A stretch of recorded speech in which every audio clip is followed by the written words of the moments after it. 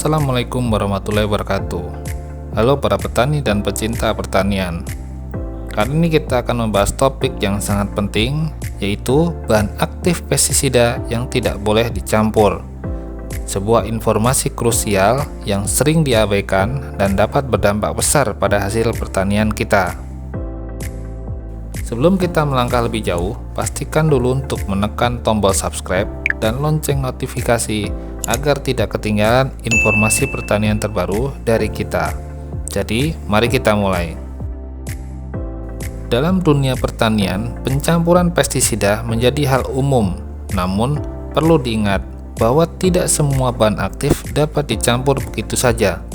Ada beberapa faktor yang harus diperhatikan, seperti sasaran utama pestisida, jenis tanaman kategori pestisida, tujuan pencampuran, dan resiko bahan aktif yang dicampur.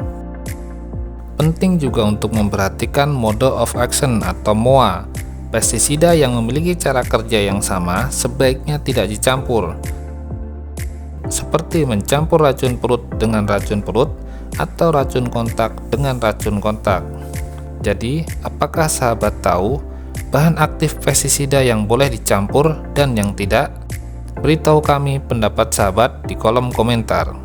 Banyak para petani ataupun perusahaan yang bergerak di bidang pertanian yang melakukan pencampuran pestisida dengan berbagai macam alasan.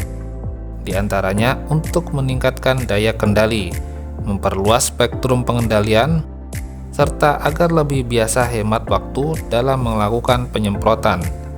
Tapi yang jadi masalah adalah biasanya para petani kurang memperhatikan berbagai faktor dalam melakukan pencampuran pestisida. Ada beberapa bahan aktif pestisida yang tidak boleh dicampur, disebabkan adanya reaksi antara zat kimia yang bisa membuat tanaman utama justru menjadi mati, hingga bisa menyebabkan keracunan pada petani dan organisme yang bukan sasaran utamanya. Hal tadi disebabkan oleh informasi yang masih sedikit yang tersebar di kalangan para petani mengenai bahan aktif pestisida yang tidak boleh dicampur, sehingga banyak kesalahan yang terjadi ketika diaplikasikan di lapangan. Misalnya gagal panen, adanya lonjakan serangan hama, sampai musnahnya musuh alami. Oleh karena itu, penting bagi para petani untuk mengetahui bahan pestisida yang mana saja yang boleh dicampur dan yang tidak boleh dicampur.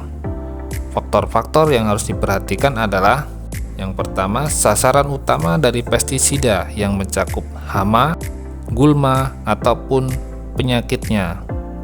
Yang kedua, kategori pestisida yang nantinya dicampur, misalnya jenis fungisida plus fungisida atau fungisida plus insektisida.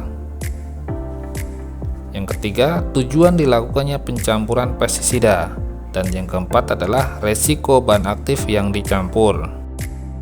Daftar bahan aktif pestisida yang tidak boleh dicampur. 1. Berdasarkan golongan.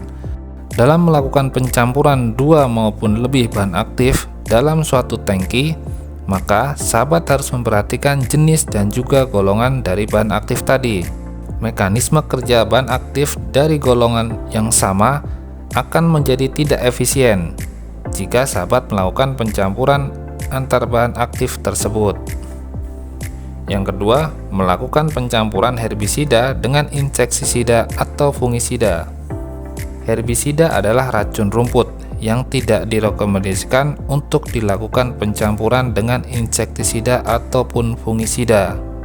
Pencampuran bahan aktif tersebut akan menyebabkan kematian pada tanaman utama meskipun sahabat memakai konsentrasi yang sedikit. Yang ketiga, melakukan pencampuran herbisida kontak dan sistemik.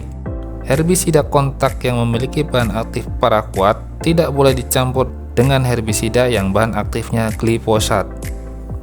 Apabila sahabat melakukan pencampuran antar bahan tersebut, yang ada hanya akan menghilangkan fungsi dari herbisida sistemik itu sendiri. Herbisida paraquat dapat masuk ke jaringan tanaman dengan sangat cepat. Adapun herbisida sistemik cara kerjanya sangat lambat, sehingga sebelum masuk ke jaringan tanaman, rumput dan gulma akan mati terlebih dahulu. Yang keempat, berdasarkan MOA atau Mode of Action. Pestisida yang dicampur namun mempunyai mode of action atau cara kerja yang sama juga tidak direkomendasikan. Sebagai contoh, sahabat melakukan pencampuran racun perut dengan racun perut, atau sahabat mencampur racun kontak dengan racun kontak. Demikianlah tadi informasi seputar bahan aktif pestisida yang tidak boleh dicampur. Semoga informasi tentang bahan aktif pestisida ini memberikan nilai tambah untuk keberhasilan panen sahabat. Ingat, pengetahuan adalah kunci dan kehati-hatian dalam mencampur pestisida akan melindungi tanaman utama kita. Jika sahabat punya pertanyaan atau pengalaman seputar topik ini, jangan ragu untuk berbagi pengalaman di kolom komentar. Kami senang bisa berinteraksi dengan sahabat. Mari bersama-sama menjadi petani yang selalu berkualitas. Terima kasih sekali lagi dan sampai jumpa di video berikutnya. Tetap semangat, tetap petani berkualitas. Assalamualaikum warahmatullahi wabarakatuh.